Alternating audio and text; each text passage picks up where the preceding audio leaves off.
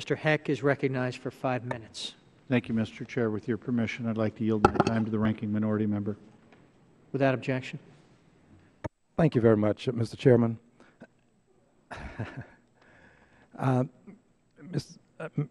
Madam Commissioner, let's talk for a moment about the Volcker Rule. You're familiar with the Volcker Rule? I am. Is it true that this rule was to be perfected by July 2012, thereabout? Yes, that's correct.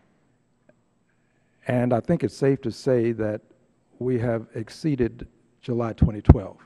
I believe that's true.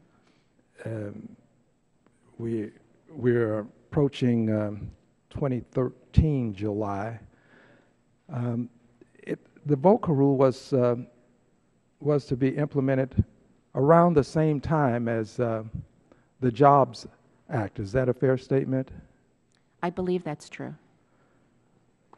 Do you have any indication as to why the Volcker Rule has not been, have you been quizzed as to why you haven't implemented the Volcker Rule? Have we had a hearing comparable to this to ascertain why you haven't implemented the Volcker Rule? We have not. We have had correspondence both from people who wanted to see it implemented faster and people on the Hill who don't want to see it implemented for quite a long time. I'm going to take just a moment to read a paragraph from a letter. This letter is addressed to the Honorable Ben Bernanke, Chairman, Board of Governors, Federal Reserve, a host of other persons, including the Honorable Mary Shapiro, Chairman, U.S. Securities and Exchange Commission. It's a rather lengthy letter. So as to not exceed the time, permit me to read the next to the last paragraph. It reads, given the time that it will take for you to agree on one version of the Volcker Rule, as well as the tremendous uncertainty that market participants face in trying to anticipate what the final rule will look like, we respectfully suggest that the Federal Reserve Board delay the Volcker Rule. Some things bear repeating. We respectfully suggest that the Federal Reserve Board delay the Volcker Rule. The Volcker Rule's effective date until 2 years after the date on which the final rule is to be promulgated. Now, I don't think that the persons who made this request are asking you to break the law.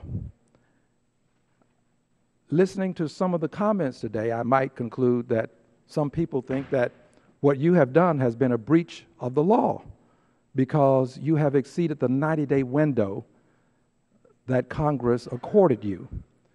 But I quite frankly don't think that this is a breach of the law.